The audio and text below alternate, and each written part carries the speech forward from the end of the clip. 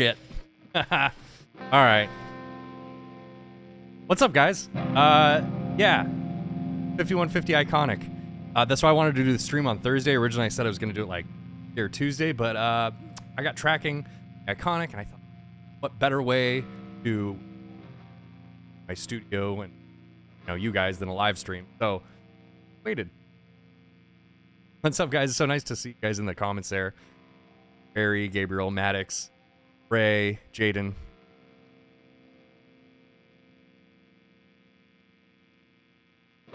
So, I'm just going to tell you guys right now, any negativity that you've heard about this amp, incorrect. Amp, I don't know, man. I have a hard time saying it sounds exactly, but it sounds really similar and very similar to my actual 50.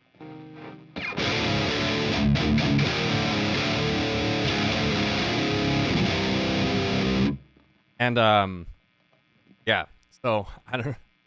It's really weird that there's a lot of drama around this amplifier. It doesn't make any sense. Sounds really good. And oh, Ray, thank you. That means a lot to me. Yeah, dude, I got more features than my 5152. My block letters, like, oh. But here. How I would have my 51.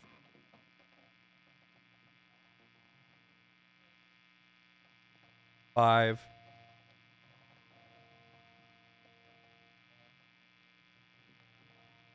The noise gate is not the crazy for an amp like this to have a noise gate that's a little bit like speaker, but like a super gate playing like clean.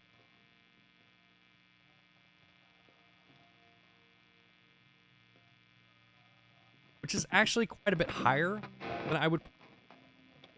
My actual 150.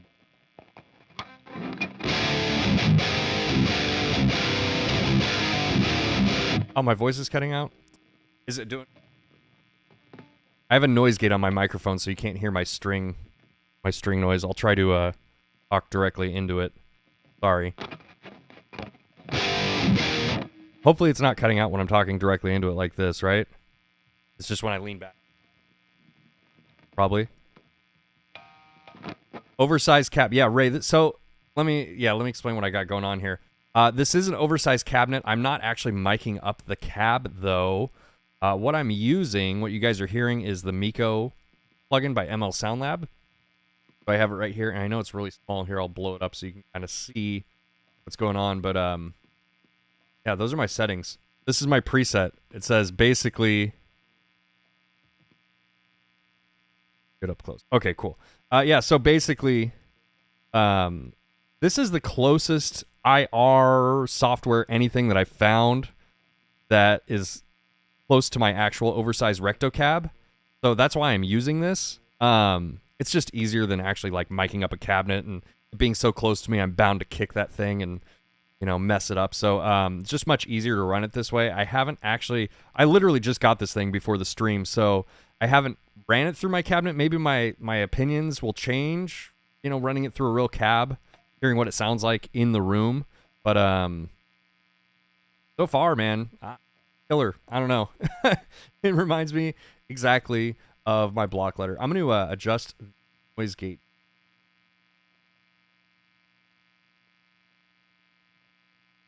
Check.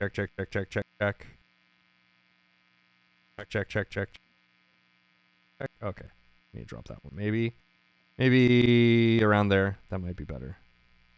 Something like that. Check. Okay, I think that'll be a little bit better. Wow. Okay, cool. There's a lot of you guys here in the comments. Let me catch up here. It's good now. It's perfect. Okay, cool. We're talking about the microphone still.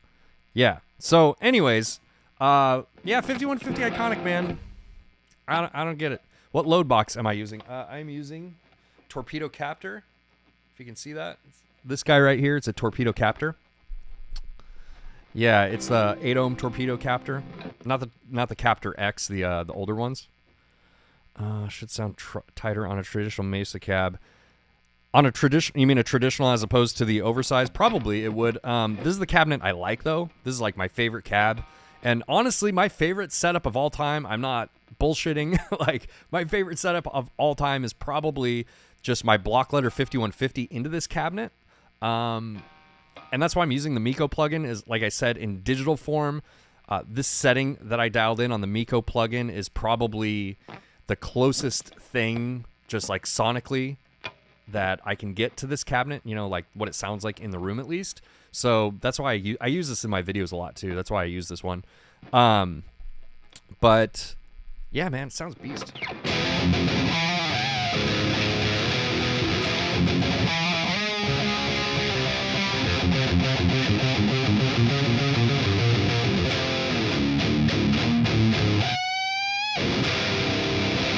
I would say like it's a little bit drier and it doesn't have as much gain as my block letter, but you know, it's not like you can't put more gain in it or boost it. I don't even have the burn setting on yet. Let's try it with the burn setting on. Whew.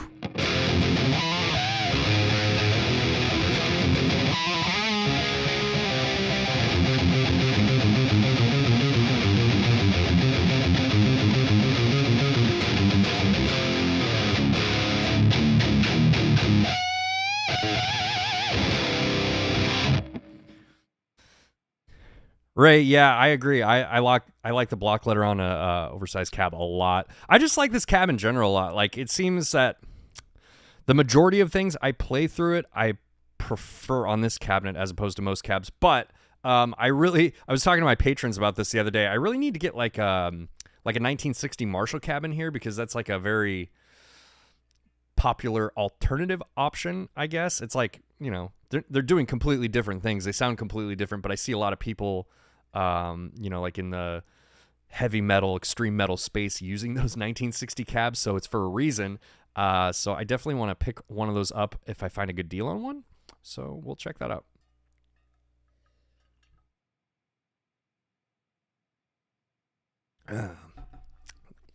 Your torpedo captor is stale sounding. Not even close to your 2x12 and your SM57. I mean, yeah. I don't know. I don't notice a huge difference. I think that, like, I noticed with my cab clone that happening, but with the captor, I feel like I get all the response that I would get out of it if I was plugged into a cabinet. So, you know, your 2x12 and your SM57, I mean, it could just be that you have, you know, a really unique 2x12 maybe that's responding quite a bit differently than any sort of like IR you're trying to put on it. I would say also that, like, again, back to this 𝗦𝗐𝗘, and I'm not not trying to, like, you know, promote this 𝗦𝗐𝗘 plugin or anything, but that's why I actually use it is like I said, I spent a lot of time dialing this in to really get it to sound like my cabinet, and it's not perfect. It doesn't sound exactly like my cabinet in the room, but it's the closest thing that I can get through a digital format. So I use this thing a lot to save time, like miking up amps. But if you guys have been watching my videos lately, I've actually been miking up amps a lot lately. I like doing both. It just depends. Depends on what I'm doing. Like for this, it makes more sense to use a plugin. Just it's more convenient, and I'm not going to kick the thing. 20-year-old 1x12 Black Magic Mesa cab. I don't know, man. Only one way to find out. I guess you got to get an iconic and run it through that thing, Ray. Yeah, I would say the burn setting on here is a little bit like crunchy. I don't know. Here, let's turn the gain up a little bit.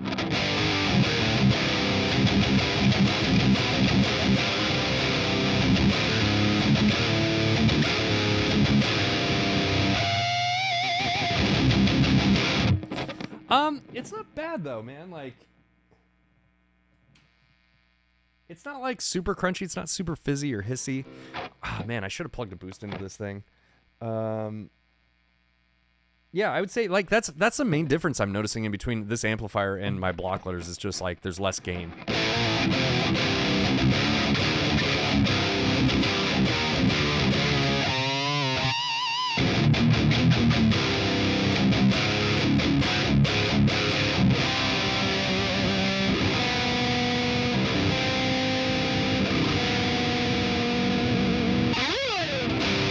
Okay. Let's do something here. Oh, I forgot. I got some mail that I haven't even opened yet. I just thought I'd save it for the stream. This is pretty cool, actually. So just to preface this, I have a working relationship with 𝗦𝗇. They were like an early supporter of my channel. They were the first company to really send me any free gear. So I've worked with them like quite a few times in the past, both doing like sponsored and non-sponsored videos. Just, I really like that company. I think that like they're super innovative, and just they're really, just in my experience talking with other creators also, they're just really super supportive of like creators. And, you know, unfortunately you'd think that'd be more common, but it's not. It's really not. So 𝗦𝗇's a really cool company, and they sent me something here that's new, and I haven't opened it yet, but it looks pretty cool. I don't know if you guys pay attention to them at all, but it's already been announced and everything. This isn't, you can buy these now, but get rid of this box. It's this thing. It's called the 𝗦𝗡 Intelligent Pedal. So what this is clearly like a return, an Amazon return or something. That's cool. Whatever. Dude, this thing's sweet. It comes in comes in this comes in this cool case. Look at this thing. It's like a sunglass case or something like that. And this is what it is. It is this tiny little, it reminds me of like a Zune, which I always make fun of, like low-key in my videos. There's nothing wrong with Zunes. I just think it's funny. But it does look like a Zune or like an old school iPod or something. This is what it looks like. And what this is essentially is like it's you connect to it with your phone, and it's sort of like the, I don't want to say it's like the GE Labs app, but it's like their suite of effects, you know, that they have like on the iPhone, or like, you know, you can like in the guitar that I have back here, it has like, you know, the suite of effects in it that you can make all sorts of different sounds with. It's essentially that, like, this is what's processing it, and then you interact with this through your phone. Like, your phone is the actual user interface. So let me get this guy charged up here. I don't know. I might try it on the stream. I might not. This is just cool. I thought I'd open it.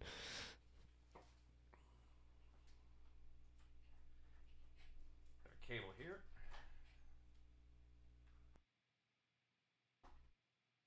It's Type-C too, which is cool because I don't know about you guys, but man, every time I see a piece of gear come out and it's got like micro USB or something like that, I'm always like, what are we doing, man?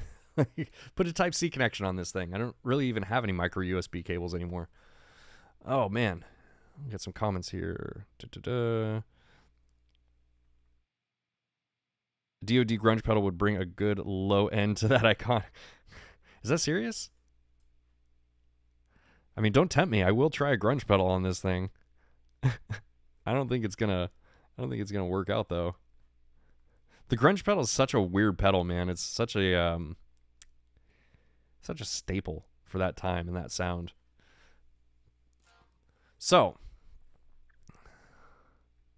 let's see. Do I have any patrons actually in the chat? I know I saw Barry earlier. Barry's in here. All right. Well, I got one patron in the chat at least. I was going to raffle. I should have got the thing out. It's like still packed away. My studio is like half packed up still.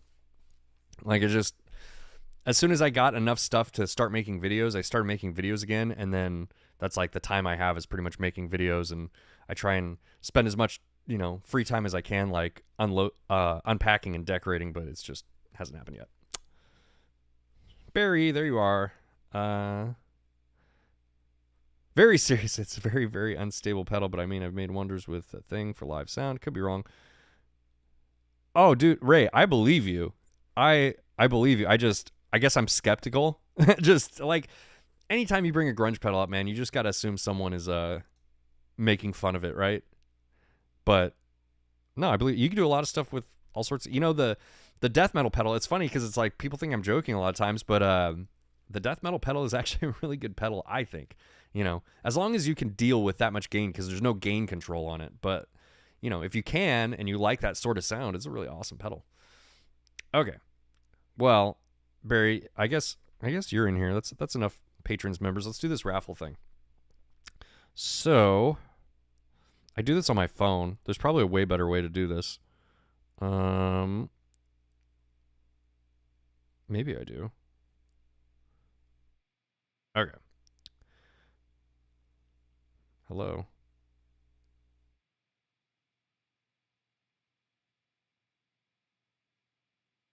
Uh-oh. The app doesn't want to open. There it goes. Okay. So, patrons, members here in the Spin the Wheel app, right? And we're gonna spin this. This is for the 𝗧𝗛𝗡𝗏𝗡𝗦, I think it's called, pedal that I did on my channel a while ago. It's actually a really cool pedal. I was super surprised by it. I thought it sounded kind of incredible for what it was. And yeah. The only amp that does 80s, by the way. You can't turn up the lows, turn down the mids, or turn up the gain, apparently.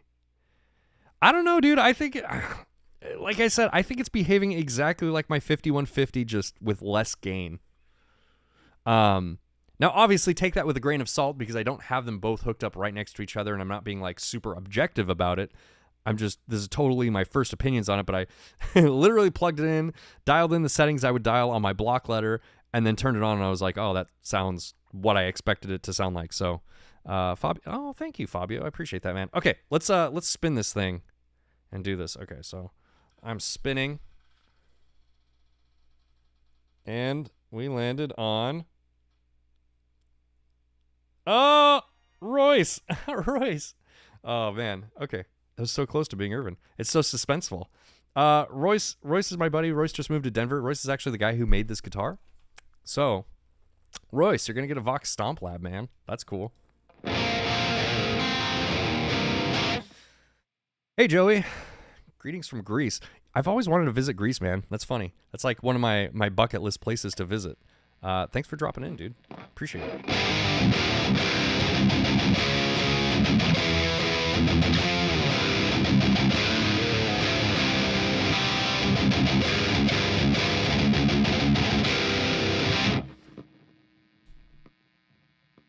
Give this man some likes. Thanks, Barry. I appreciate you, man. Barry's like my #1 fan. He's always trying to push the likes. Okay. I'm going to turn up the game. By the way, if you guys want to see anything with this amplifier, like if you're curious about it, you know, you want to switch channels or dial in different settings, just let me know and I'll do that. I'm going to open up another track here, maybe. Let's see. And I mean, to be fair, just to be honest with you guys, I haven't practiced in a really long time. Having a new baby will do that to you. So, we're gonna go in here. Oh my god. I'm looking at these songs and I'm just like kind of intimidated by all of them. Because I haven't played them in so long.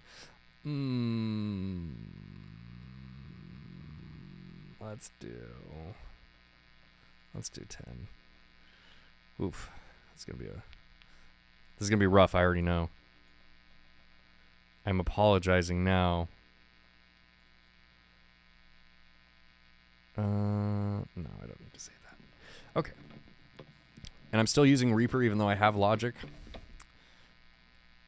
How am I liking the burn? Oh, so I mentioned this a little bit earlier, but the burn's cool. I wouldn't prefer it to another type of boost. I think it's like a little bit, I say crunchy, but what I mean by that is like the gain texture is like a little bit loose. So it's great. I honestly feel like the burn is like just the block letter setting. Like when you press the burn button, it takes the amp into the gain territory of the actual like original block letter, but maybe. Kevin, hey. The first here. Oh, sorry, man. I'm still trying to figure out the live stream thing. I'm not super professional at it. But yeah, so that's what I feel about the burn setting.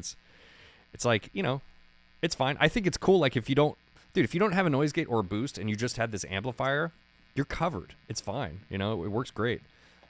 Just different flavors, same tone. I don't know why people freaked out. I don't know why people freaked out about this amp either. It's ridiculous. It's like, you know, and it's funny too because it's like I'm sure the people that were freaking out about this amplifier and hating on it are the same people that would have benefited from it that were complaining about the rising prices of original 5150s. So it's like, you know, what do you want? I'm just telling you right now, just my totally subjective experience. Like this might change over time. Wait until I actually make a video and I have time to really sit back and be objective about it. But I think it's very, very close to my block letter in terms of the way it sounds. Now, obviously, I need time to play it through an actual cabinet and really like mess with it. But just first impressions, yeah, sounds great.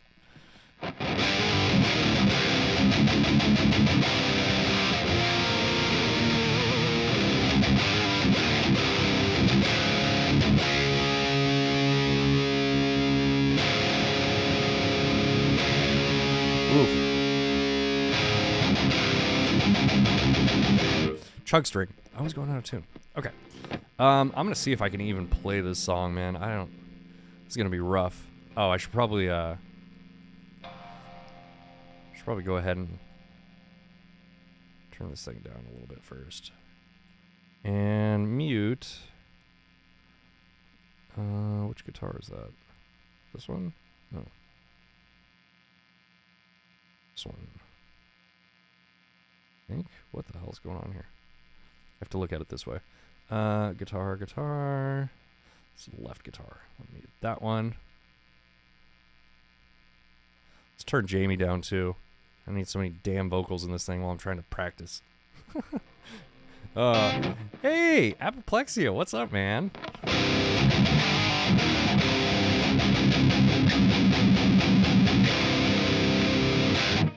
Okay. Let's play this thing.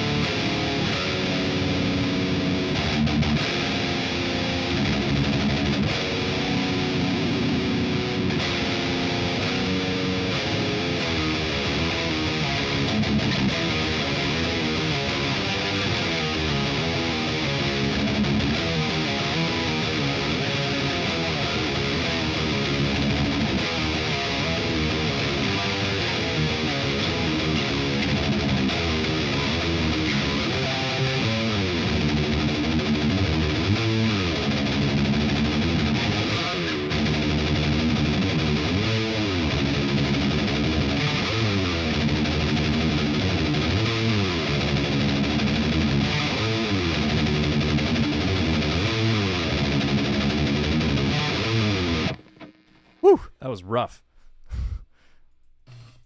Okay. Let's catch up with the chat here. Yeah, Kevin, I agree, man. I think the Iconic's great. Khalil, thank you so much, man. Glad you like the channel. Future tube shortages and bullshit. Maybe Fender is a lot smarter than... Dude, I have it on good authority that Fender is a lot smarter than most of these companies in this space. One of my friends works at Fender, and not only is that dude a really, really smart dude that I really respect a lot, but yeah, man, they're just like, if you just pay attention to what Fender's doing, like just, you know, check up on their website, man. Just go to Fender's website and look at the things they're doing. Like they, you know, you can order guitars from them now, and they have like 3D renders of the guitars that you can build, you know. And I don't really, I mean, maybe I'm wrong, but I think that they're like really the first ones to do that. So it's really forward thinking. And I think that Fender, you know, and they make, like if you compare them to Gibson, look at the acquisitions that Fender makes. You know what I mean? Like Fender acquired Charvel and Jackson, like other guitar brands, whereas like Gibson acquired Philips. They make DVD players, or they made DVD players. You know what I'm saying? Like, I think that Fender is a much smarter and on track guitar company, whereas like Gibson's trying to be a lifestyle company. Like they've branded themselves a lifestyle company, which is just like, I don't know, dude. I don't know what's going on with the man. I don't think the management over there understands guitar players. So looking forward to getting those speakers. Barry, yeah, man, they're in the mail. They're in the FedEx, I guess I would say. They got dropped off yesterday. Clean and green channel. Oh yeah. I'm glad you brought this up. So green channel with the overdrive on. Let's just turn it up on full gain. It does sound really good. Ha.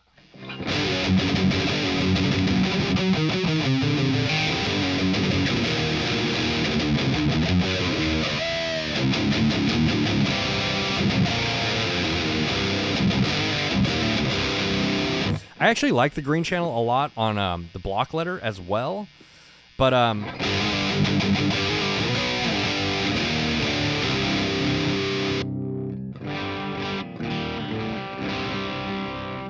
clearly needs that overdrive button on.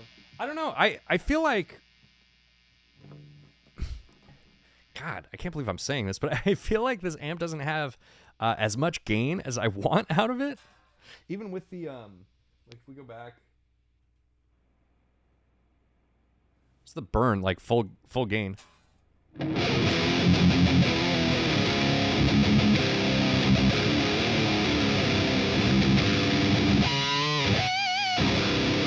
And that is a lot of gain. Like that's more than enough gain, but I'm just saying that's like full gain with the burn switch on, which I can't even turn the 5150, the block letter. I can't even turn it up, the gain up all the way. I have to rock that gain at like 3 max. So, yeah.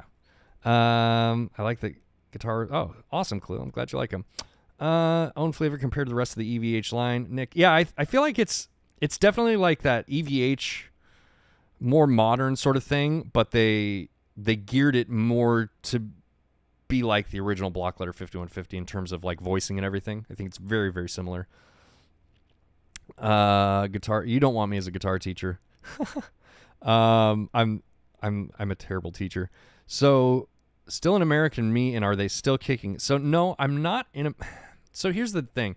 Like American Me has had like a collective group of people that will fill in when they need to play shows or whatever. It's been this way for kind of a while, and I was in that rotation for a while. And I think recently they got a little bit more serious, so there's probably something happening in the American Me camp, but I don't keep up on it really anymore. I'm still in a band with the drummer, but the, sacrificer, but it's kind of on the back burner at the moment just because, new baby, there's a lot going on in my personal life right now. So, yeah, as far as American Me, they are still kicking. They're probably going to announce something soon, I would imagine. And I'm not playing with them at the moment. But you never know. That could change. Who knows? They might need a fill-in guitar player and they can call me up. Tuning. I am in C standard. This is not a Solar. This was made by my friend Royce at Deviant Guitars. It's called the Grimoire. You can go to his website and you can actually order one of these now if you want. But yeah, this is just like I had this like idea basically. I wanted I wanted like a Kelly body but with a warrior type horn. And then we went back and forth and he came up with this design and rest is history, man. Like now it's an actual guitar in his lineup. Yeah.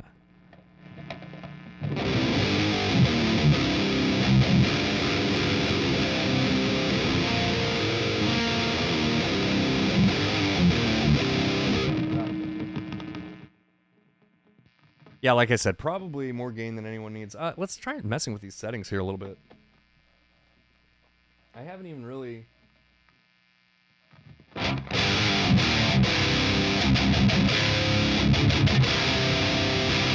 Barry, I should, huh? I should get that thing out.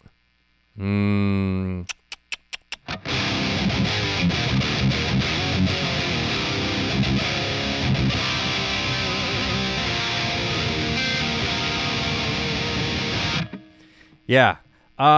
Let's do that. Block letter EVH5153. My favorite one. It's blue channel of the 50 watt. Yeah, everyone really likes that blue channel. When I tried out the Stealth, I liked the blue channel as well, but I wasn't aware of like I guess there's like some synergy between the channels. Like if you turn the gain up on one, it controls the presence on the other one or something like that. Maybe I'm wrong on that, but I didn't know about that when I tried it out. But I did really like the Stealth. Man, the Stealth was an amp that really kind of blew me away a little bit. I had never really tried an EVH amp before that, and that amp is just killer. It's such a good amp. Okay, I'm gonna hook up. I'm gonna take Barry's advice here and hook up my boost pedal. This is gonna take 1 second.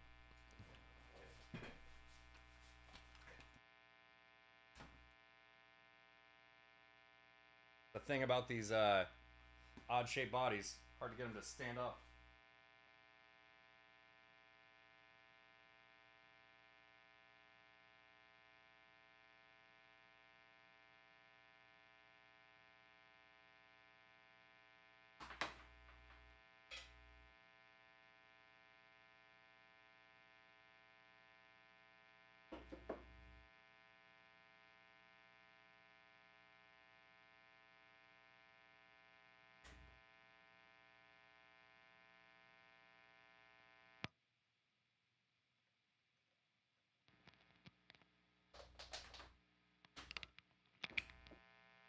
I don't think this thing will... Let's see if it'll stand up.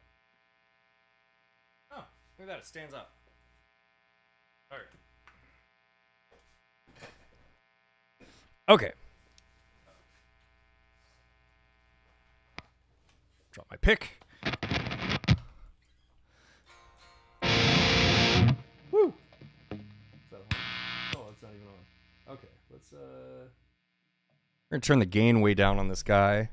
I'm actually going to dial back the high end here a little bit. A little bit crazy. A little bit. Okay. That's here.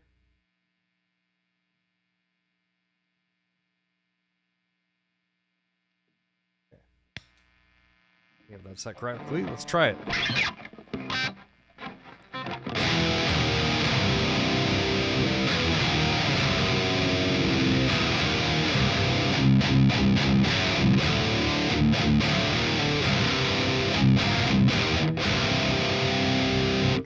Well, it takes a boost very well. I like this actually a lot.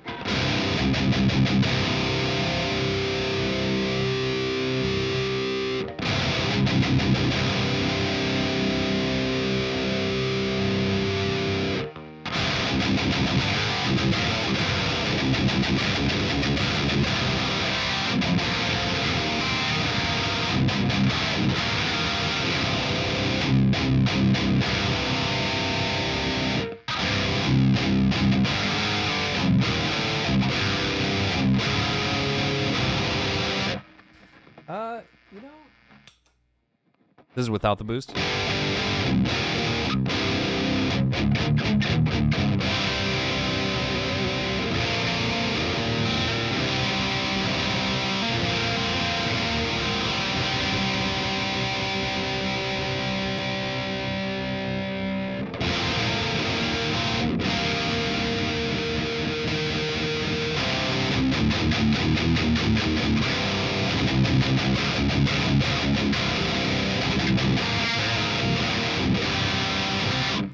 Yeah, definitely like tightens it up a little bit.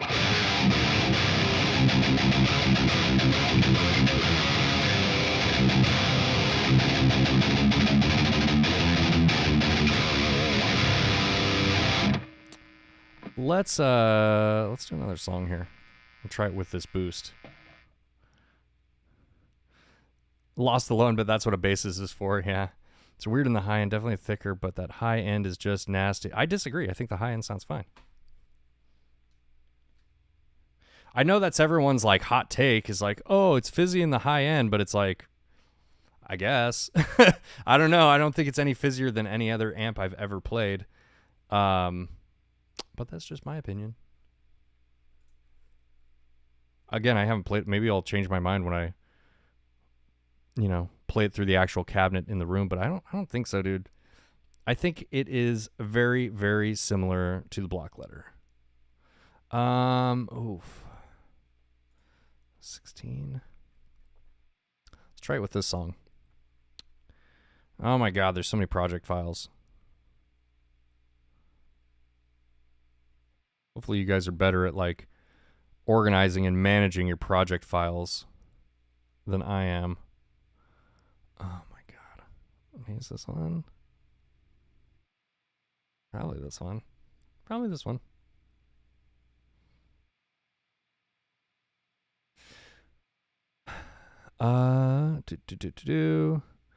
Work speaker. Sounds like a rectifier. Yeah, I mean, I think that the 51... Man, I have a hard time saying this actually, so I'm wrong. But the 5150 and the rectifier are like, they're in the same ballpark, but they're kind of doing different things. And I would think that, I mean, like I said a million times already on the stream, I think that this is more like similar to the block letter. But I mean, to be honest with you, all high gain amps sort of sound similar in my opinion. They just do a little bit different things. No, I don't need to say that. Six String Stranger. Hey, dude. How's it going? Have I used any of the Synergy stuff? No, I have. Iconic might be a good amp to run in a Synergy module. That's interesting. No, I actually haven't used any of the Synergy stuff. It looks really cool. I would like to use it one of these days. It's definitely a possibility. It's just not something that I've gotten around to yet. I really like the, from what I've heard, the Deliverance model in the Synergy. That's the amp model that I use in my Axe effects. And man, the Synergy amp sounds really good with that amp model too. It seems weird and like sort of counterproductive, but I actually like really dry amps and then running a boost like this one with just a little bit of gain, like some clipping going into the front end to like thicken them up and just make them sound a little bit, I don't know. It's like, if you're going to do that, like, why not just get a more high gain amp and not such a dry amp? But I don't know. I like the way that sounds for whatever reason. I like taking a dry amp and like running some distortion into it. Just stuck forever with the Green Screamer. What boost is that? So this is a boost that, this is a proto, here, let me.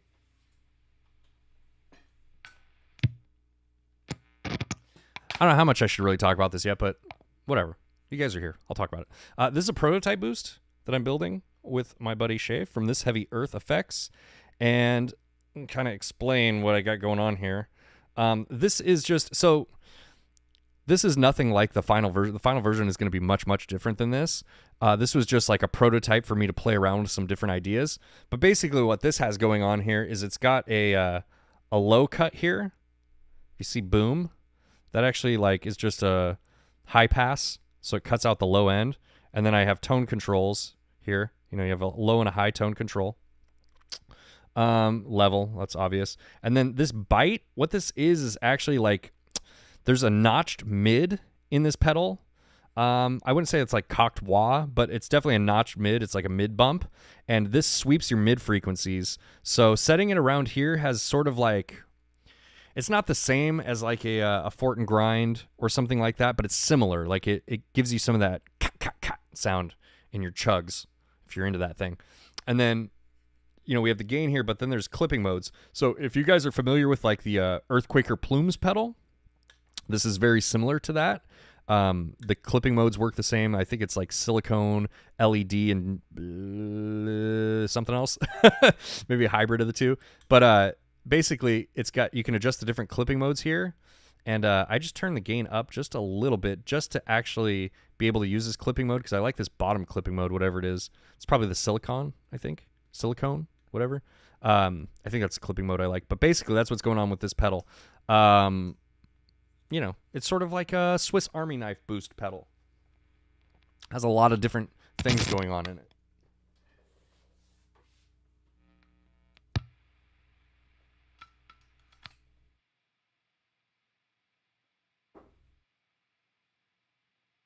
It'll stand up. All right, we got it standing. So dry tube amps boosted with just, yeah, it is golden for tone. I agree. That Deliverance amp, man, there's something really, really special about that amp. EQ pedal and effects loop gets rid of high-end fizzing experience. Yeah, I'm sure that would work. Like I said though, I don't really. I mean, even at this point, like if there's too much high-end fizz, you just dial back the presence. That sounds a little bit muddy.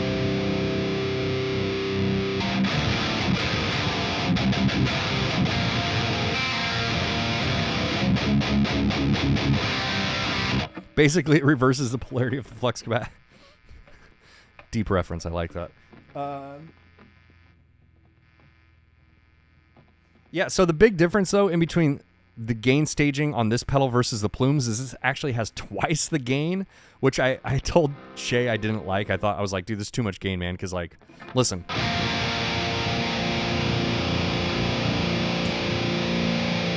We're halfway up and we're in HM2 territory, right? It's just way too much gain.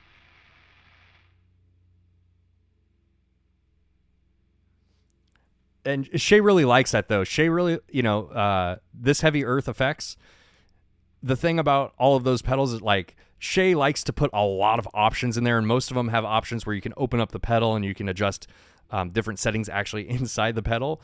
And he likes giving people all the different things you can do with the pedal. But the downside of that is, like, sometimes, you can actually dial in something that maybe sounds blown out like that or something. So I told him with this one, I was like, we should dial back that gain on it a little bit, just so that way it's not like someone turns the gain halfway up and they're like, whoa, this is too much.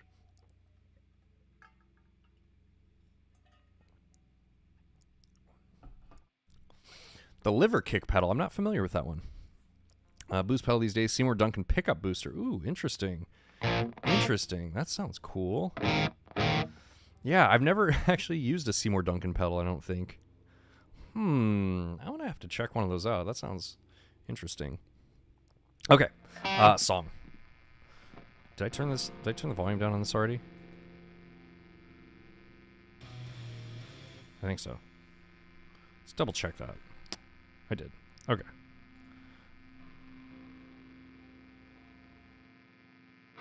Yeah, you can hear some noise still, and that's with the noise gate at max. So it's definitely like a softer noise gate. It's not super aggressive.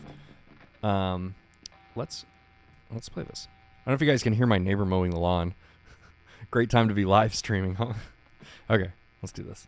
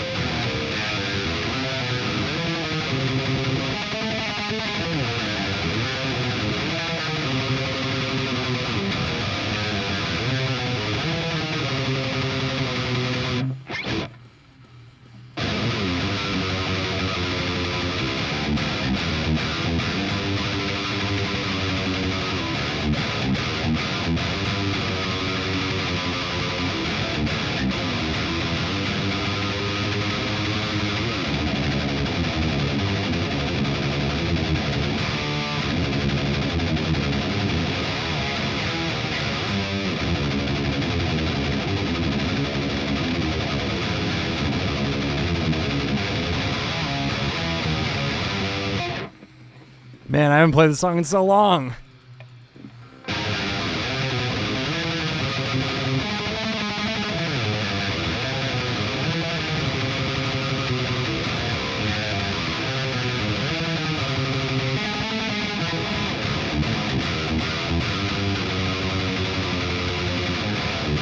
Oh, that's what's going on here. Mute one of the guitars.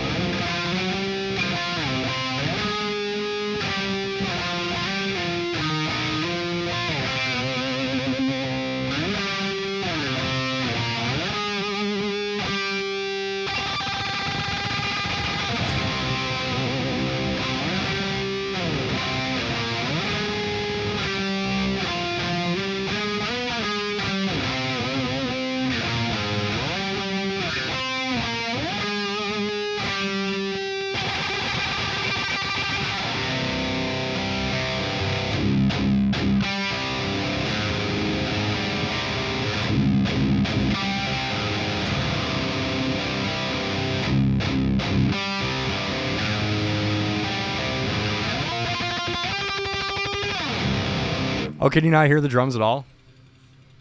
Ah, that's funny. I'm playing to a song right now, and you guys didn't even hear the song. That's funny. That's cool. I can come back to it. Why didn't you guys hear that? It's so weird. I wonder... Oh. Thanks for pointing that out, Barry. Hey, now you guys can hear this song. Oh my god, that's so funny. Okay, let's do that again. Blue Voodoo or Iconic? Different flavors, dude. God damn, that's a hard one to answer though, because here's the thing. Like I said, the block letter is like my favorite guitar tone. I always end up going back to it because I'm like, I'll go off into the weeds on something and I'm like, oh, this is cool. This is cool. I like dialing in this, blah, blah, blah, blah, blah. And then I come back and I plug in my block letter. I'm like, oh, no, that's the tone. So I always like come back full circle to the block letter. This is very similar to the block letter. So I already feel like familiar with it. But the Blue Voodoo is like sort of, I'm sort of enamored with it right now. You know what I mean? Because it's just such a... It's just a unique, different sort of sound. I can actually hook up that amplifier. If you guys want to see the Blue Voodoo, tell me in the chat, and I can hook that up here in a second. But let's do the song now that you can actually guys... Could you guys not hear the songs this whole time? That's so funny. I was playing the songs. But anyways, let's play to this again.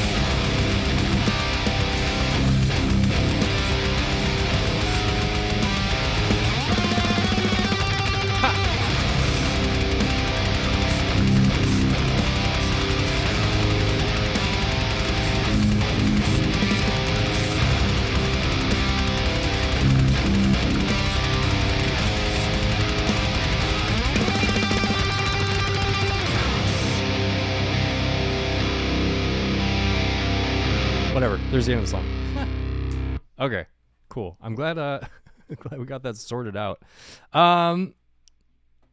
Barry, thanks so much, man. Raven, I'm glad you caught it too. Thanks for coming in. Blue Voodoo, Triple X. Ooh, maybe. The Triple X is fun too.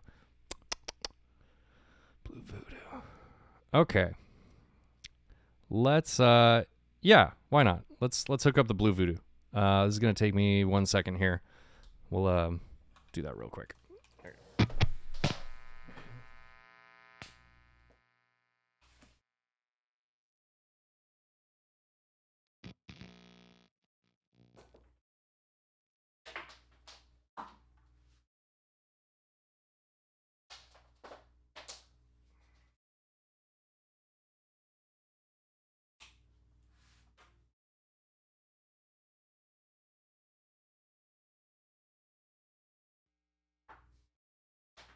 Luckily, it's just right here. I don't have to go very far. Oh, I've gotten both these things.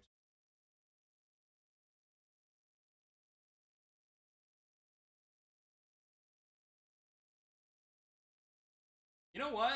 This actually isn't that heavy of an amp.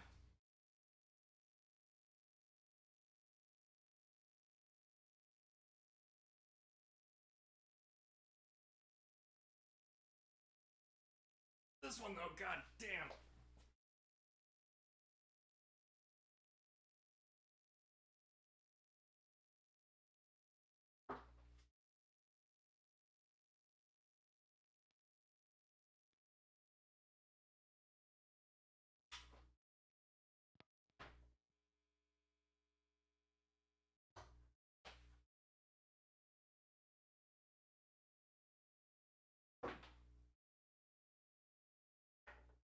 I already know I'm gonna need a gate too.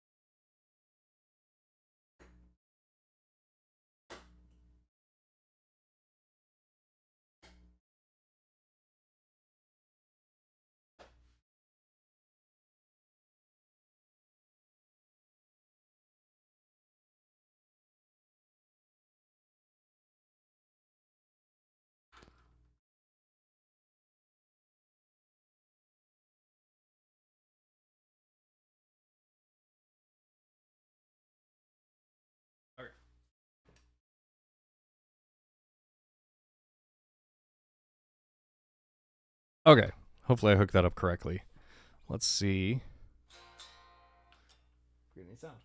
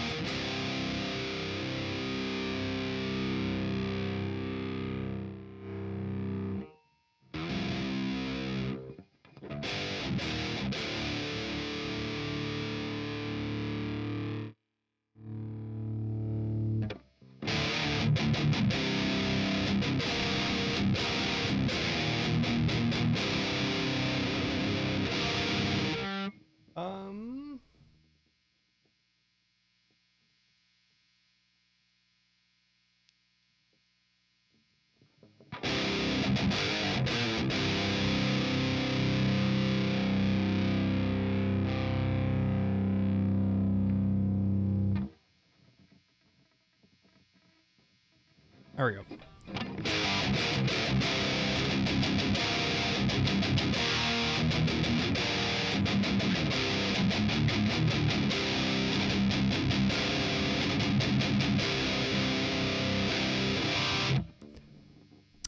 Yeah, so here you go, Crate Blue Voodoo. It's really not a bad sounding amplifier.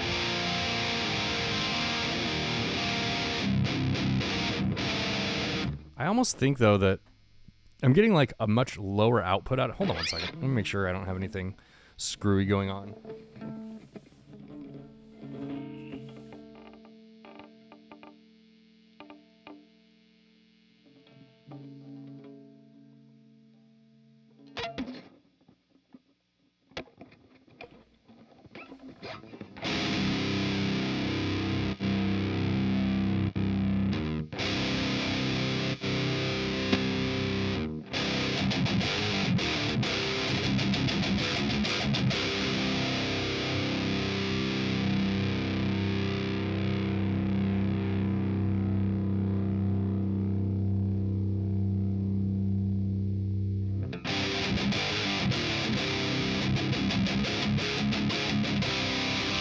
Maybe it's just because I played it back to back with that iconic, but I think now playing through both of them, I actually prefer the iconic. Hey 𝗠𝗲, what's up, man? 120 watt crate combo. Yeah, was it a like a Blue Voodoo combo, or is it just one of their GX combo whatevers? Because my first amp was also a crate combo amp, but it was like a little 15 watt combo amp. I still have it actually. It's over there.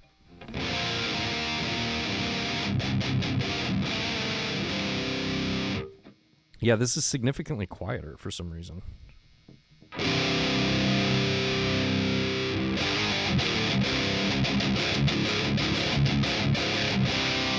GX. Okay, yeah, so that's the same line that I had too, but it definitely, mine was like a 15 watt. It was hilarious.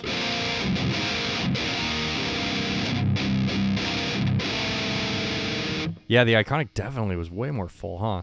Let's try something else on here. Maybe let's try the Gent Sweet Spot. That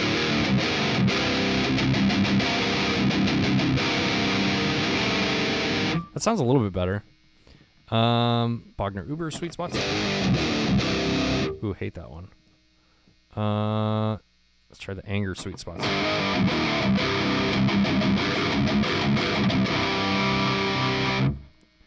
That's cool. Let's try the Tony Sweet Spots.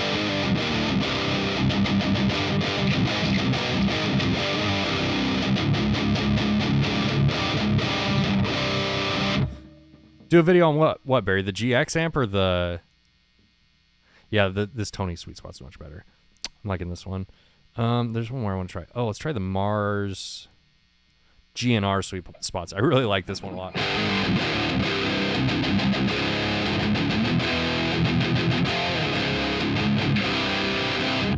So I would say, I mean, I get it. People always say that this is like a poor man's JCM 800. I don't fully agree with that. I think it's like much higher gain than like JCM amps in my experience, but it kind of makes sense with the voicing, and it does sound a little bit better with like a more mid-enhanced IR here, cabinet simulation, which this Mars GNR Sweet Spots is a Marshall.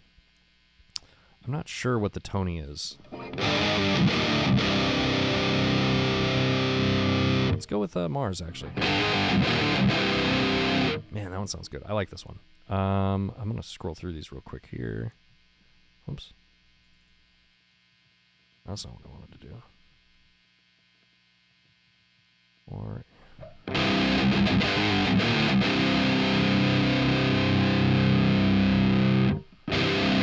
I fucked it up.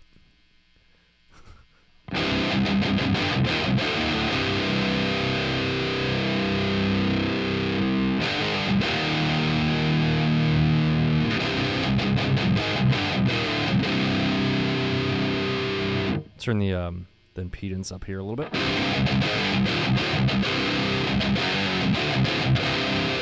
There we go. There we go. It's sounding a little bit better now. So.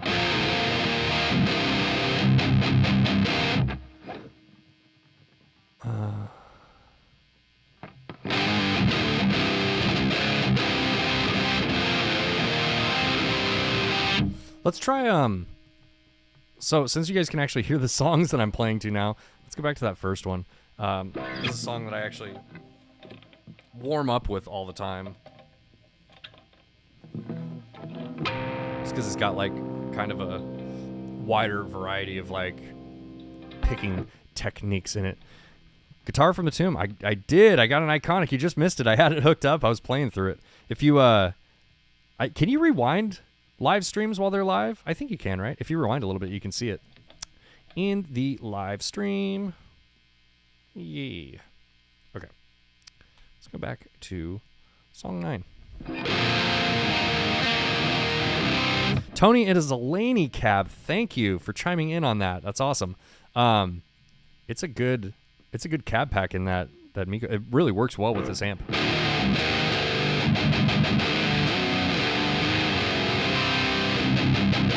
I think the oversize is just like a little bit too scooped for it. It's such like a mid-heavy amp.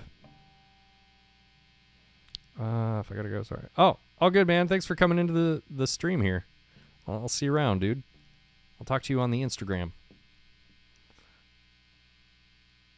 Damn, Aussie time. It's 7 a.m. Is it? That's actually good though, right? Like I normally wouldn't stream in the middle of the day like this, but I'm getting to you like just as you're getting your morning coffee, right? That's kind of cool. Okay. Let's turn this guy back down. It's funny, I was like, yeah, I'm gonna open the stream with me playing to a song and it's gonna be badass, and I didn't realize that no one could hear the song. Oh God. Every time I stream, man, I mess something up. I'm getting it. Just needs, I need to practice it more. Everything is a skill that you need to hone, right? And live streaming is no different. Okay, let's play this stupid song.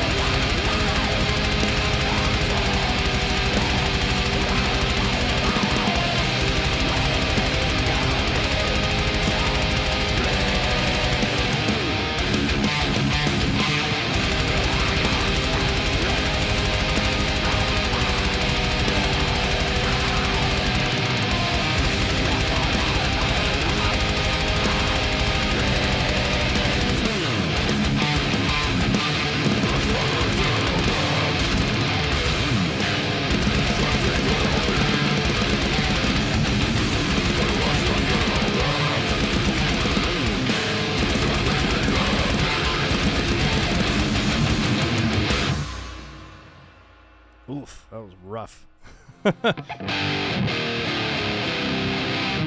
Yeah, Kevin, I definitely agree with you, man. I think this this amp cuts a lot. I said it in my... Oh, you guys haven't seen my video yet. I'm actually editing my video right now. It'll be up Monday. But I said it in the video that I would put this amp on an album. No problem. And I mean that because it does sound really good. I think it sounds better with this this 𝗏𝗧𝗏𝗏, which is a 𝗦𝗍𝗘𝗏𝗏 cab, I guess. Where'd it go? There you are. I think it sounds better with this cabinet, like a more mid-focus cabinet that really, because like this, it's a mid-heavy amp. That's why it probably gets compared to Marshalls so much. But oh no, I'm using the 𝗦𝗣𝗔𝗡𝗏𝗏 sweet spots. Excuse me, not the 𝗏𝗧𝗏𝗏 cabinet.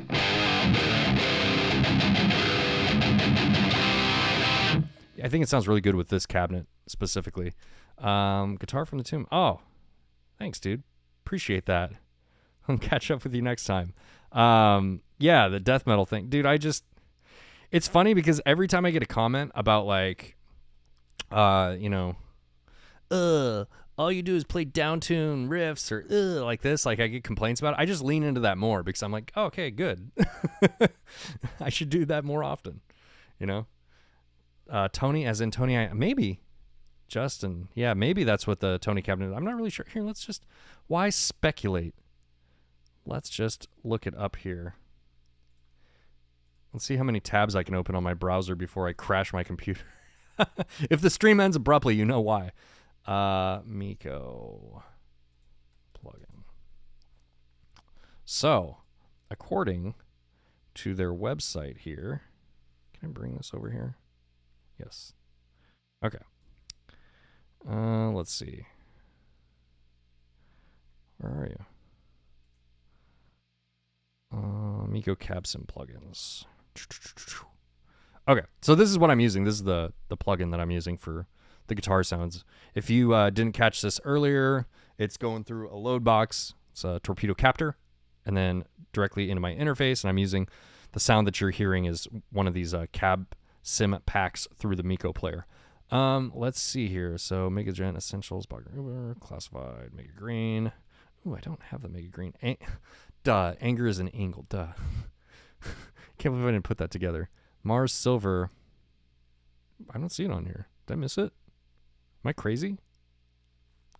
What? Where is it? Oh, they need to update their website. I don't see it in the thing there. Maybe let's go into the IR cab packs.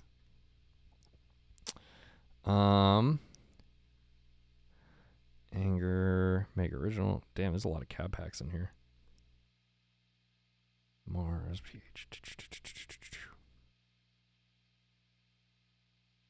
Hair Metal. So what? Am I crazy? Do they not have these anymore?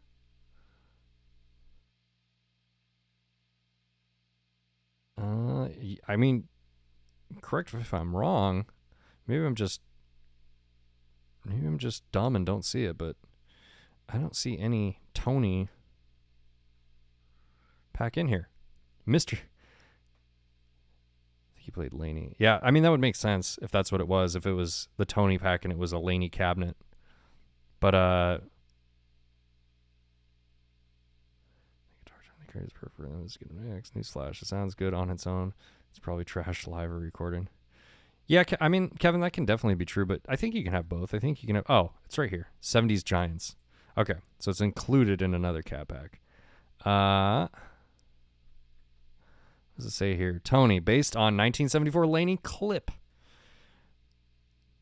Yep, Rare Celestion 1221 grayback speakers with RIC cones. Okay, so there we go. We solved the mystery of the 𝗏𝗏𝗏𝗏𝗏 cab.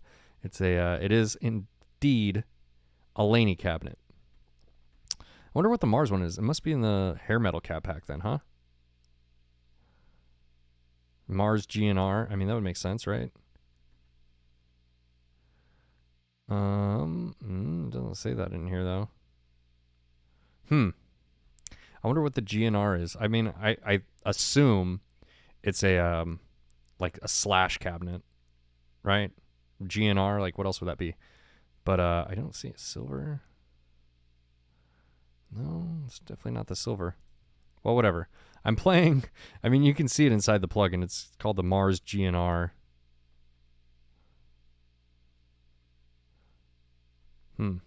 Oh, here we go. 𝗦𝗡𝗏. No, not there either. Wow. It's like I said, I would have assumed it would have been the hair metal one. Guns N' Roses is kind of hair metal, yeah. Cat Pack for Destruction. There you go. Is that what it is? That doesn't say. All right. Well, rare British 4x12. Signature guitar cabinet, only 1,500, made from 1996.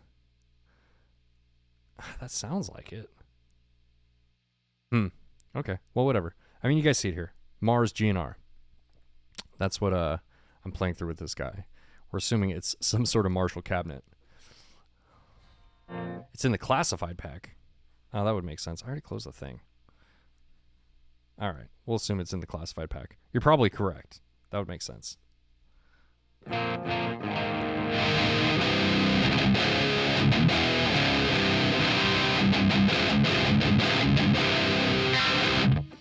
How do I feel about Mesa Boogie being bought by Gibson? I think I made a video on this, but I think that anything that gets bought by Gibson, it depends. So if Gibson buys it and tries to manage it, going to shit. If Gibson buys it and they just let them do what they already do, it'll be fine. You'll never even know that Gibson bought it. That's what I hope happens, because I mean, look at the current management that bought Gibson, and they're trying to transform it from a guitar company into like a lifestyle brand. It's a dumb move, man. Like, it's just not, just make good guitars. Let's start with that. Then once you make good guitars, get that broken headstock fiasco behind you. Then you can focus on expanding the company into other areas. But I think, like, it's like I said earlier when I was comparing Fender to Gibson, it's like, look at the acquisitions Fender makes. They acquired Charvel, they acquired Jackson. Great acquisitions for a guitar company to be making. You look at the acquisitions Gibson's made. Philips, like, DVD player. Like, what are we doing? You know what I mean? You're a guitar company. It's like, you know what Gibson kind of reminds me of? It's like when you get a musician who's like an ultra successful musician and they think to themselves like, oh, this doesn't make me happy. I'm going to go out and do something completely different, right? Like, I'm going to go out and I'm going to, I'm going to act or whatever it is, right? And you're like, you're not a good actor though. You're an excellent musician, but you suck at acting. Like, why are you trying to act, And I'm not trying to disparage people that want to try different things. I think that's good. But I think when you have an established company like that, that's known for a specific thing, don't deter from that thing, man. Like, that's your bread and butter. Like, make that, like, always give that 100%, like, you should always be doing your best in the area that you're known for. And it doesn't seem like that's their ambition. It seems like their ambition is just to, I don't know. It seems like their ambition is to, like, acquire other things, file for bankruptcy every 10 years, and just keep playing this, like, money sort of Wall Street game. And it's really unfortunate for the guitar players that, rep that brand and really believe in it. And just for the guitar community as a whole, I guess. I mean, it does give way, though, for these smaller producers, which is really cool. I really think the coolest thing that's kind of come out of, like, companies like Gibson sort of falling by the wayside and the internet and all this stuff is, I think the coolest thing is that now you have a lot of options in terms of custom guitars or, like, smaller builders. I mean, there's so many of them, now. And it's just really cool. It's just a really cool time to be a guitar player, I feel like brands have become more about the brand and the product these days. Yeah, I mean, that's true. It's Andy Warholism, right? Is like, Andy Warhol's art sucks. It's terrible art. But he was really good at marketing, and he was really good at branding, which is why it's so popular and valuable. Fender just bought PreSonus. Yes, they did. They actually, yeah, when did that happen? That happened last year, didn't it? Yeah, Fender's making smart decisions. Just go to their website, man. Just go to their website and go build a custom guitar. You can 3D render it in real time. It's amazing. Fender knows what they're doing. I mean, Fender, I think, I don't know the relationship. I want to say that Fender does distribution and something for EVH, but EVH is its own company. I don't know exactly, but EVH is under the Fender umbrella, and it's like they're just making smart moves. Flyer, thank you so much, man, for liking my videos, loving them. In fact, I appreciate that. I think they even have a Marshall phone. Oh my god, yeah, it wouldn't surprise me. You're gonna have like Marshall jeans and like Marshall watches and Marshall shoes. It's so stupid. It's like, get out of here with that shit. I bought a Les Paul custom brand new white with gold hardware in 1982 for under $1,000. Now they cost 4 times more. Yeah, I know. And I bet you they cost 4 times more and the build quality is poorer, if I had to guess. I don't know that. See, I feel weird saying that because I can't really qualify it because I don't know. I haven't bought a new Gibson guitar ever. So I don't really know. I just know like what I see and the complaints that I'm hearing and kind of what I see. But the thing that like I can be pretty objective about is the things that they do publicly, like the allowing their customers to buy essentially shares of classic iconic guitars that are in a museum. For why? I mean, if that is not a capital building strategy, I don't know what is. Because it's ridiculous. I'm sure they raised a lot of money with it. There's actually a website you can go to. God, I don't even know if I should bring this up right now. But I don't know. I remember the website off the top of my head. But essentially, there's a website that you can go to that gives companies a ranking based off of their debt and their forecast on whether or not they will be able to pay off that debt without going bankrupt. And if you go to that website with Gibson, they are forecasting that Gibson will go bankrupt again. So if you pay attention, what happened was Gibson filed for bankruptcy, and what they filed for Chapter 11, so they restructured their finances essentially, right? Well, you can go to that website and you can look up like how they're doing. Like it's goddamn. Now I gotta look. I'm probably not gonna find this. It's so random.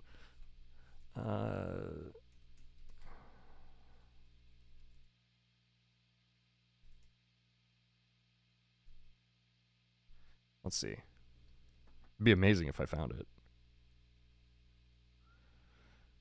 It's not Forbes. It's like a very specific website. Consumer FTC. No. Yeah, I'm just getting a bunch of credit card debt responses. Anyways, maybe I'll post, like, pay attention to my Instagram or my YouTube posts. I'll try and find this and post it later. But essentially, yeah, they scored Gibson. I want to say they do like ABC scoring, and Gibson got like a C-, which means that the financial institutions are not confident that Gibson is going to pull ahead and be able to pay off their debt. So you got to wonder, man. It's like maybe also they're making some of these bigger moves to raise capital because of that. You know what I mean? Like, how much pressure does it put on a guitar company when you have a massive amount of debt and selling guitars is like not making you the same money that it used to anymore? You know what I mean? So I think you have to take that into consideration too. So when you see companies like Gibson, you're like, why are they doing all this stuff? God, they're such idiots. Probably what they're doing is they're looking at ways they can make bulk sums of money quickly and try and get their company back in the black, meaning, out of debt. But I don't know, man. Speculation. I don't know shit.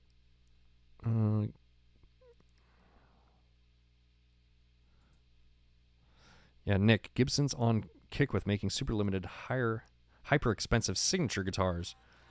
Again, maybe that's the strategy, man. Maybe they're just like, if they can make a $5,000 guitar at $300 cost, and then, that's all, that margin is all profit, they have to sell less of those guitars to meet their bottom line. So maybe that's the strategy. I don't really know. I'm playing devil's advocate here, and I don't want to be standing up for them because I think that the current management and even the management before they were acquired by the current management, I just think that they've kind of ran this company into the ground, and it's like, it seems like it's on life support.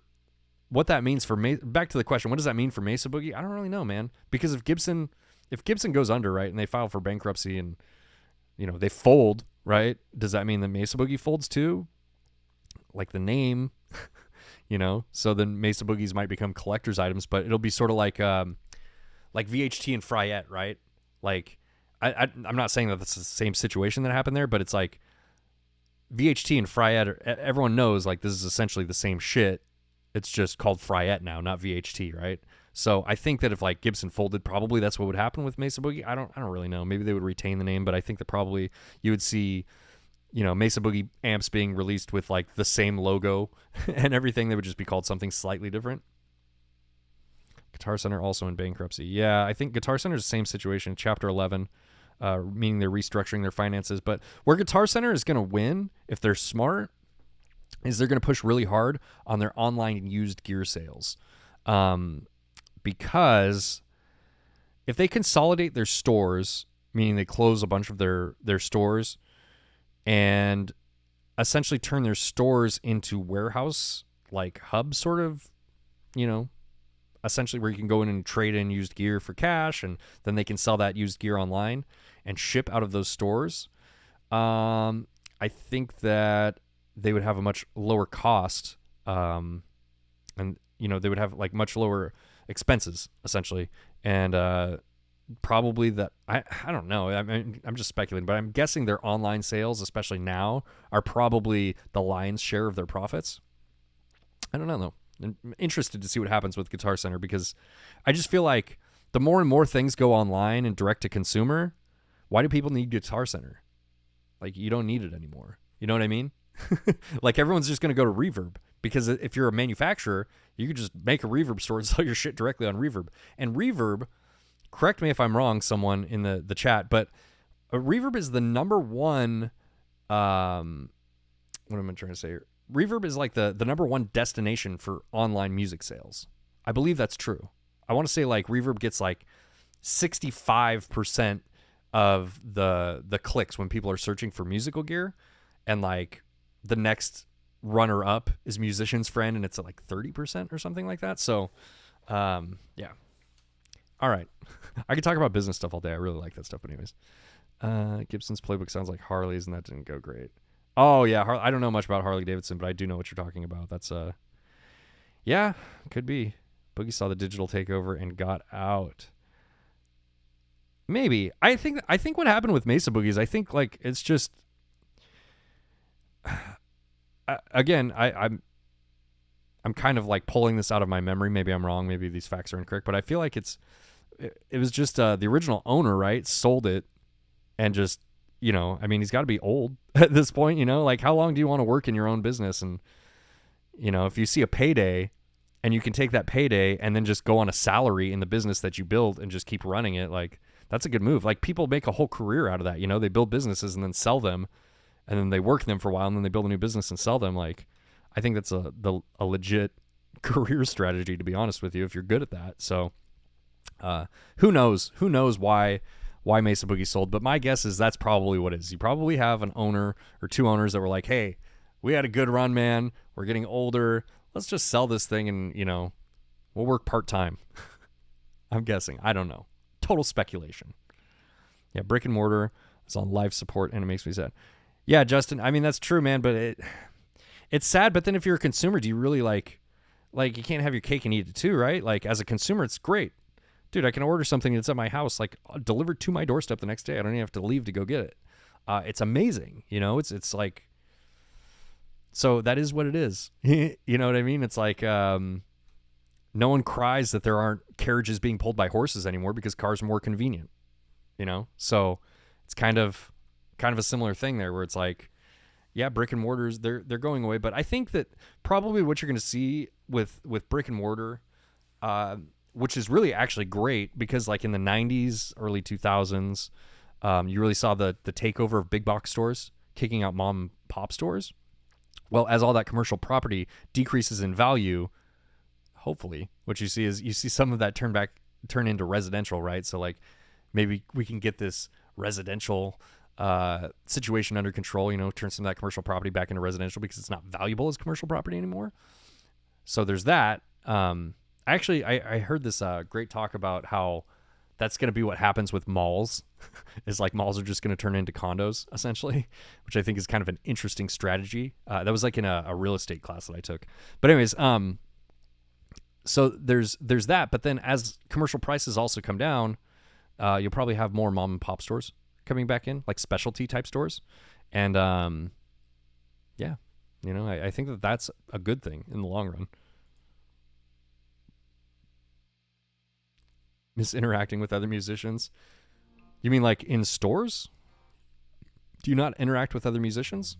I still interact with other music. I mean, most of my interactions are online these days, you know, and that's just, it is what it is, man. Like that's the age we live in now. But I still like really value a lot of those interactions, and I still see, you know, other musicians in the real world sometimes.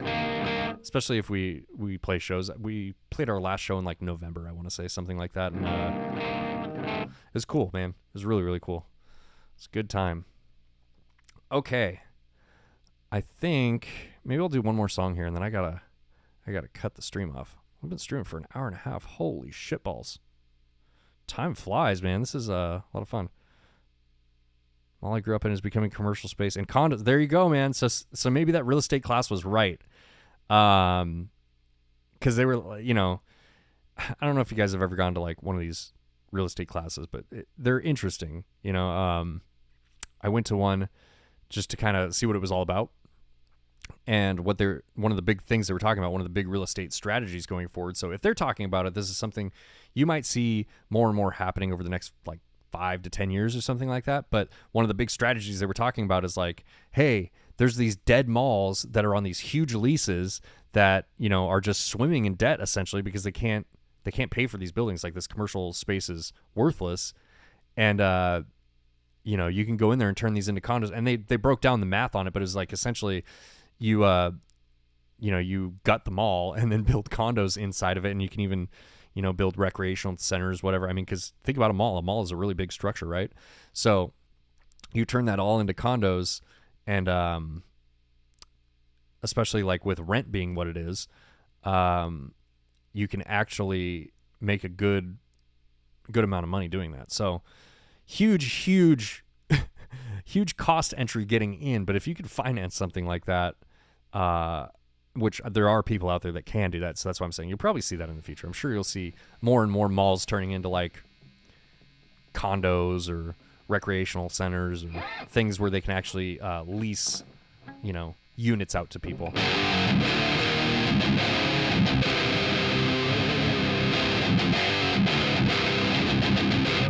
Boss GX100 processor compares really well with really interesting.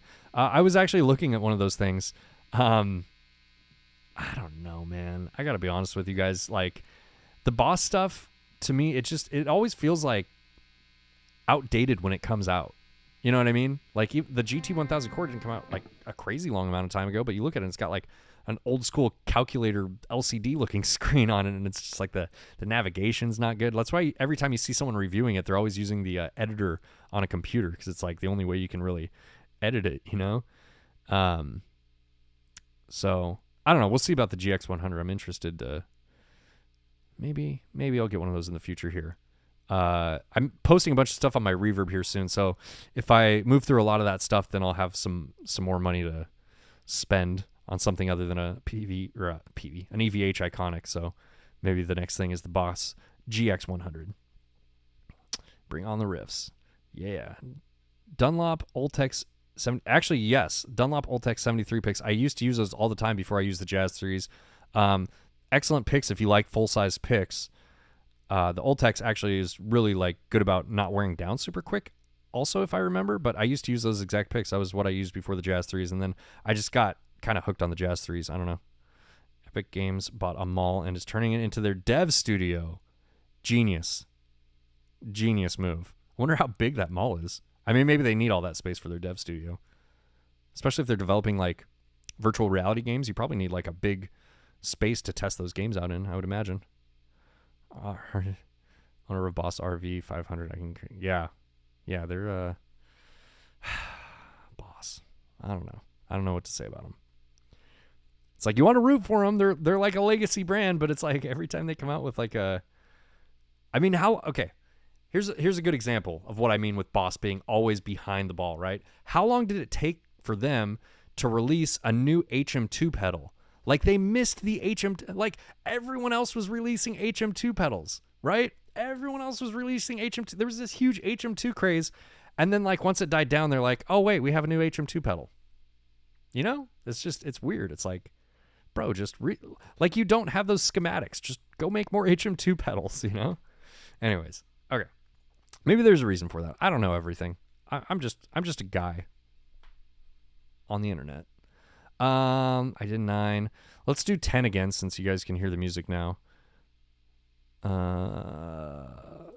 Yeah. And then I'll close up the stream here.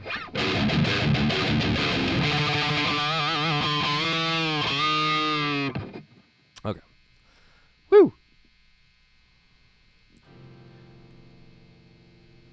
I gotta turn the volume down so I don't blast your guys' eardrums with the mix. Remember to mute the other guitar this time. Okay, vocals. Turn the vocal way down. Okay. All right. Let's see if I can actually get through this song.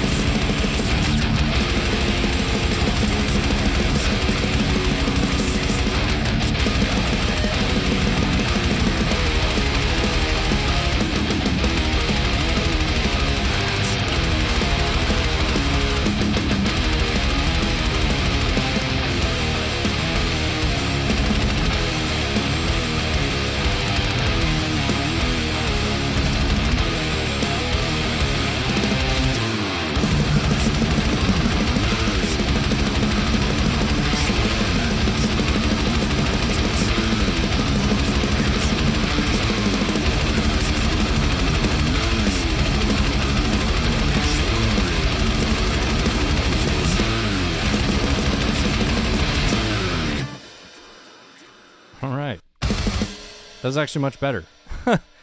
I'm just going to close Reaper now. I don't need it anymore. I did. Wait, which one are you talking about, Joey? Are you talking about the Blue Voodoo or are you talking about the Iconic? I bought both of them. I bought a lot of amps this month, man. I spent a lot of money this month. But actually, it's well, I'm assuming due to mostly you guys, but yeah, I just had a good month of selling stuff on Reverb. Like I sold a lot of gear, so I was able to roll it over into new gear, which was really, really excellent. And I'll be posting a bunch of new stuff on there as well. Is this amp pricey? The Crate Blue Voodoo? No, not at all. I bought this one for $300 shipped to me. That's with the shipping from Guitar Center used. So the Crate Blue Voodoo is a very, very, very inexpensive amplifier. And yeah, man, if you're looking for something like you like that sort of modded Marshall, mid-rangey, but with high gain sort of sound, then the Crate Blue Voodoo is right up your alley, man. It is such a great... The only downside is it's heavy as shit, man. It is, like, picking up that amp is a chore.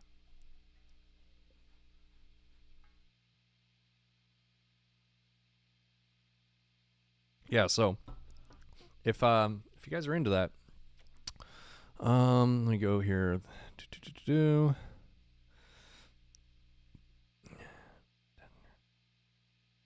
Ben, it took 10 years of R&D for a pedal they already made. No kidding.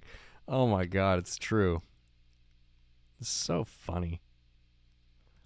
Yeah, Joey, great deal. Yeah, the Blue Voodoos really are, man. They really are a great deal. I was really well, you guys will see my video. I don't want to give too much of it away, but I talk about it quite a bit in my video.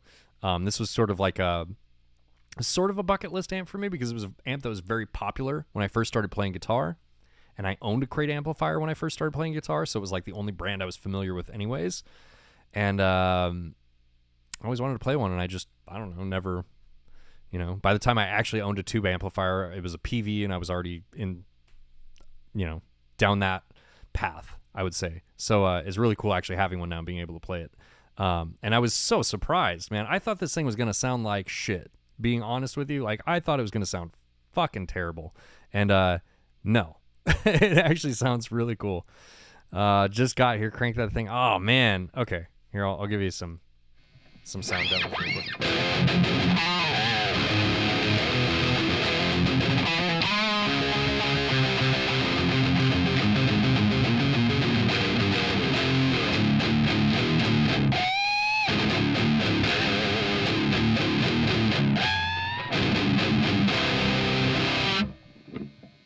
Don't sell. Yeah, Barry, I know. I'm like, goddamn, man. We'll see. So this is the way that I have. This is the way I'm deciding to sell things moving forward, because I did decide that, like, I don't want to hoard as much stuff. Like, I have gear. I don't know if you guys can see it. See that shelf that's right there? I don't know if you guys can see that, but that shelf is full of, like, amp modelers and gear and bullshit. You know, a lot of that gear I've purchased. You know, some of it's like sent to me for reviews or whatever. I just need to get rid of it, dude. It's just I hoard it, and the feeling that I have right now is like the more gear that I have in here, the less productive it actually is for me. Like I just want to be like, I don't be like ultra minimalist or anything. I just want to get rid of the things that like don't bring me immense joy, if that makes sense. So I made a list. Long story short, I made a list of all the gear that I have that like I'm willing to part with, and I just made a list, looked up the average cost that stuff's selling for, you know, and try to be like really aggressive with the pricing, so pricing it low. And I just made this list, and now I'm just going through this list and just putting things up, you know, kind of as I go through them. So, yeah. Watch my Reverb store. There'll probably be a lot of stuff, especially if there's something on my channel that you've seen, especially if it's like a modeler or something. Like if you've seen something on my channel that, you know, you think you might be into, just keep an eye on my Reverb store. I'll try to make posts both on YouTube and Instagram when I upload things onto the store. But yeah, man, I'm gonna be purging things. Yeah, it's funny. My uncle, when I was maybe like 24, 25 or something like that, I thought he was kind of like a crazy hippie, but he told me he's pretty successful. He's a business owner, and I would say he's like moderately wealthe. But he got rid of all of his stuff. He just sold everything he owned for like dirt cheap, or gave it away even. He just like got rid of everything, and I was like, "What are you doing, man?" And he was like, He's like, dude, I'm giving it all out, and then it's all just gonna come back to me. Life's just gonna bring me whatever I need. And like, I used to think that dude was crazy, but now I think like maybe he was smart. Maybe there's something to that. So yeah, time to get rid of stuff. Okay, rant over. Oversized mace for yes, Joey. They're my favorite cab ever. My favorite cab ever. Love it. Am I getting a better artificial harmonic pulling down versus pulling up? I don't know. I don't think so. To be honest with you, I don't think about it really when I do it.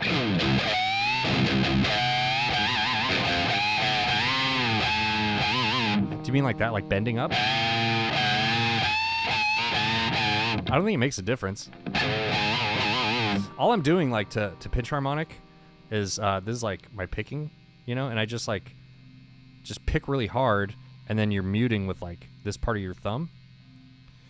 That's how I do it, at least. So maybe that's not the proper technique, but that's the way I've done it for the last 10 years, and I'm probably not going to be able to unlearn that. So yeah, that Mesa cab makes everything sound good. Yeah. Hey, I'm actually not playing through the cab. You probably missed this part of the stream too. It's actually going through a load box here. So this crate is going through this load box, and then that's what this thing is on the screen right here. That is the, I'm using the 𝗦𝗐𝗉 plugin. That's what you're hearing. This is the Mars GNR Sweet Spots pack.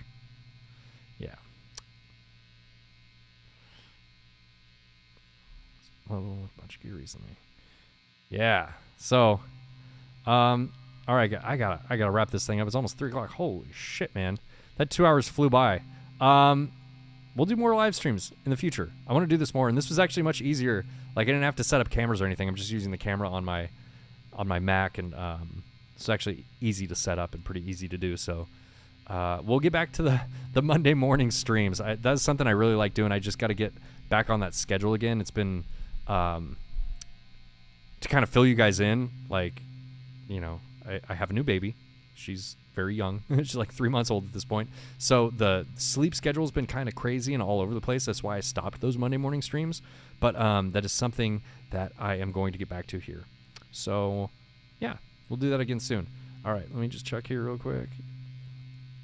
𝗦𝗐𝗰𝗶𝗹 8 years. Yep. All right, guys. Thank you guys so much for dropping in. I really appreciate all of you. This is a lot of fun, man. This is a lot of fun. I always forget how much fun live streaming is until I do it. But this is great. I had a good time with you guys, and I will see you next time. Okay. All right. Bye, guys.